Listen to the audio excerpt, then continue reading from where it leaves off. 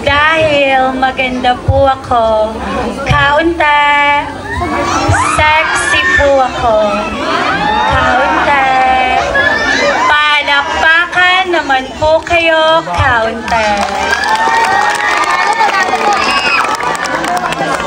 Dagdagan nyo pa po, kaunti. At iyawan, kaunti.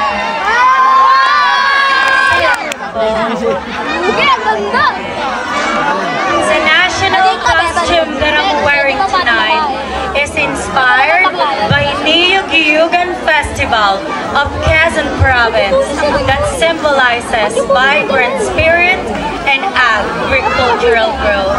People of Valenzuela, panel, Board of Judges. This costume may be small in your eyes, but let me remind everyone that this costume has been worn in Binibining Pilipinas 2024, awarded as Best in National Costume. Ako po, si Summer Jane Corpus, tunay na batang-bata, fresh na fresh, only 18 years old stunner, all the way last from the Manila's northeast edge, Santa Mesa, Manila.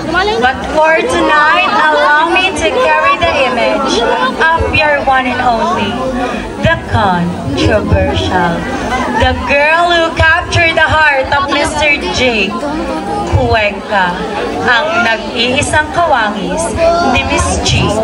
Filomeno.